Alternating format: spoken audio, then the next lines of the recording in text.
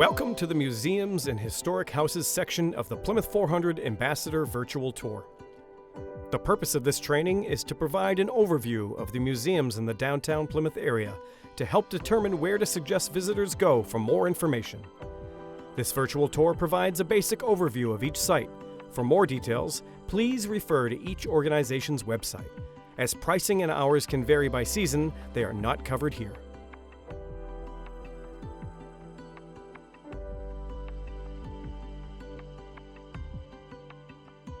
Our virtual tour begins near the Plymouth Visitor Center at the Hedge House. The Plymouth Antiquarian Society manages this historic house, which dates to 1809. The Society, founded in 1919, is Plymouth's largest organization dedicated to preserving historic houses and landmarks. Originally located on Court Street at the current location of Memorial Hall, the Society moved it to preserve it in 1919. Restored between 2004 and 2007, rooms reveal 19th century social and domestic life, with China trade treasures, American furnishings, paintings, textiles, and toys on display. The Rose T. Briggs Memorial Garden features brick pathways and flowering perennials. Guided tours are available seasonally and last approximately 30 minutes.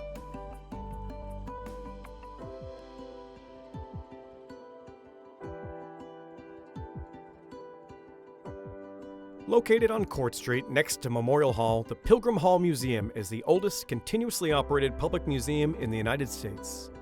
Pilgrim Hall tells the story of early Plymouth Colony, including that of the Wampanoag people. The museum collection contains a large number of Pilgrim possessions, including William Bradford's Bible, Miles Standish's sword, the only portrait of a pilgrim painted from life, featuring Edward Winslow, the cradle of New England's firstborn, Peregrine White, the great chair of William Brewster, and the earliest sampler made in America, embroidered by Miles Standish's daughter.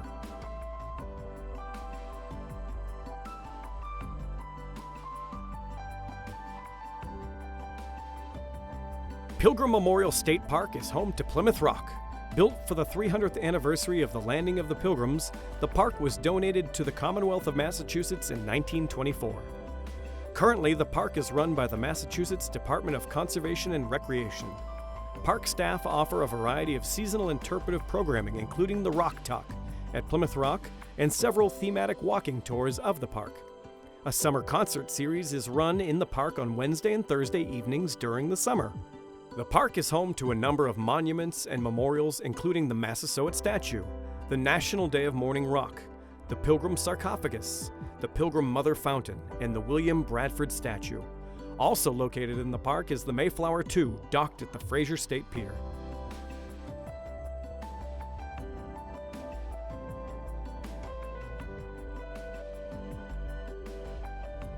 Just up North Street from Pilgrim Memorial State Park, built by Edward Winslow, great-grandson of the Pilgrim Edward Winslow, is the Mayflower Society House. The Mayflower Society focuses on research on the lineal descent of the Mayflower Pilgrims and education about the Pilgrims who traveled aboard the Mayflower in 1620. The Society provides education and understanding of why the Mayflower Pilgrims were important, how they shaped Western civilization, and what their 1620 voyage and its impact on the world means today. Beyond maintaining the Mayflower Society House, the Society also maintains an extensive genealogy library where researchers can dig into records.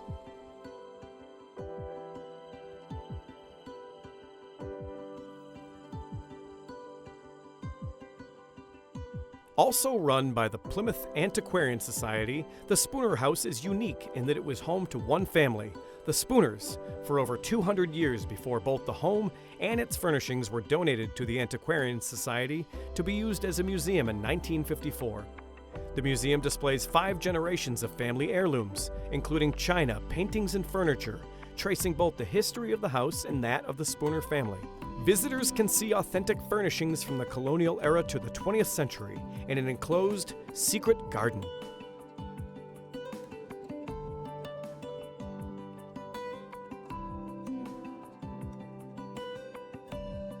Located about 3 miles from downtown Plymouth, Plymouth Plantation offers powerful personal encounters with history. Built on thorough research about the Wampanoag people and the colonial English community in the 1600s. The main plantation site has 3 exhibits: the Wampanoag Home Site, the Craft Center, and the 17th century English village. In the Wampanoag home site, visitors can see how the Wampanoag lived in the 17th century. Unlike the staff in the English village, the staff in the Wampanoag home site are not role players. They are all Native people, either Wampanoag or from other Native nations, speaking from a modern perspective about Wampanoag history and culture. Staff in the Craft Center work on a variety of 17th century trades displaying the crafts and technologies of the Wampanoag people and English settlers. Visitors can see craftspeople creating pottery, Wampanoag headwear, candles, textiles, and more. Plymouth Plantation, perhaps best known for the recreated English village where the year is 1627, and staff portray the settlers who lived in the village, including William Bradford, Miles Standish, John Alden, Priscilla Mullins, and Elizabeth Tilley.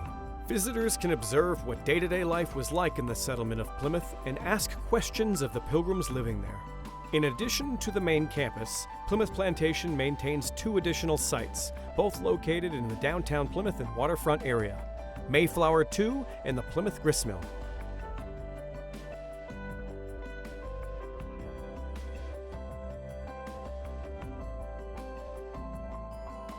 After a 3-year historic restoration, Mayflower 2 will return to her home berth at the Fraser State Pier in Pilgrim Memorial State Park on Memorial Day weekend.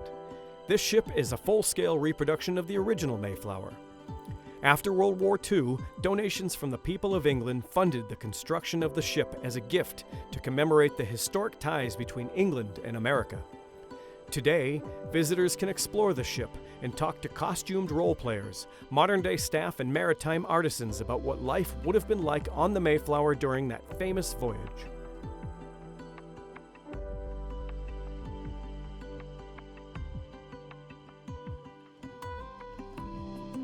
Next to Town Brook, the Plymouth Gristmill is a working mill that uses water power to mill corn into cornmeal.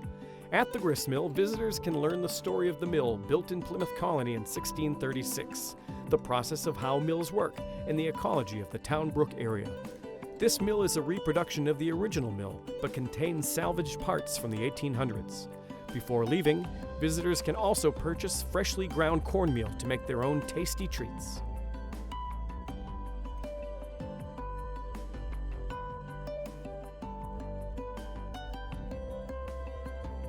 Located right on the town square, the 1749 Courthouse and Museum displays interesting items from Plymouth's history on the first floor, and the second floor is set up as a recreated courtroom.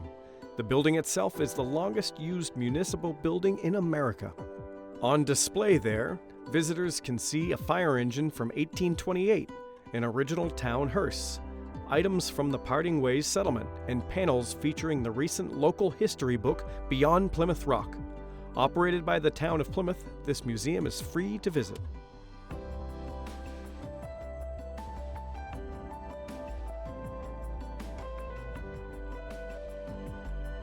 Newly opened as a museum, the Mayflower Meeting House has recently been acquired by the General Society of Mayflower Descendants.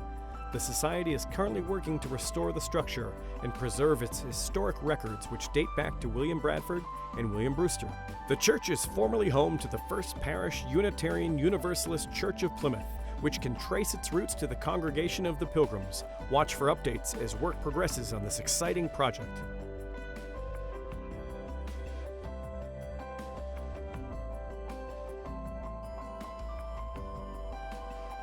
Located next to the Mayflower Meeting House, Burial Hill was the site of the fort that the Pilgrims built to defend the colony.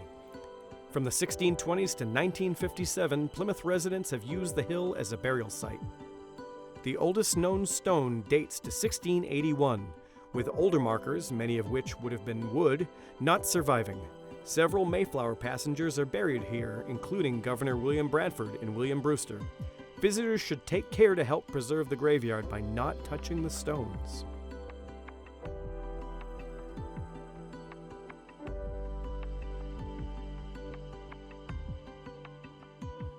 The only house remaining in Plymouth where one of the Pilgrims lived is the Jabez Howland House. Built by one of John Howland and Elizabeth Tilley's sons, Jabez Howland, in 1667, the Pilgrim John Howland Society acquired the property in 1912, restoring it in the 1940s to bring it back to its original appearance. Today, the museum houses period furniture as well as artifacts from the archaeological digs at the Rocky Nook homes of John and Elizabeth and their son Joseph's farm. Visitors can see the 17th century fine period furniture as well as artifacts, letters, and documents on display.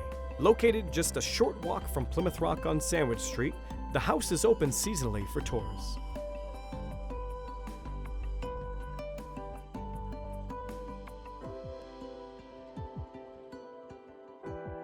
Located on Summer Street near the Plymouth Gristmill, the Sparrow House is one of the oldest structures in the state, constructed between 1636 and 1640.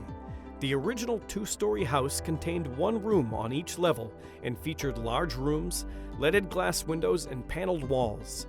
Visitors can enter the first floor of the building and see what it would have looked like in the early to mid-17th century.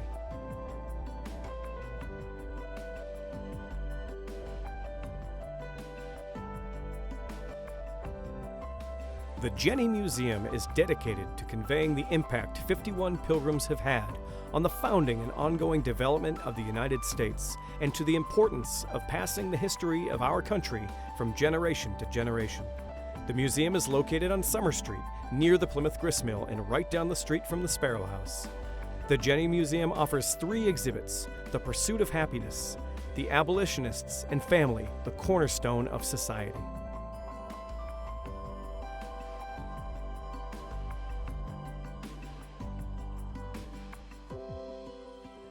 The Harlow Fort House is the third building managed by the Plymouth Antiquarian Society. One of the few 17th century buildings remaining in Massachusetts, settler William Harlow built the house in 1677.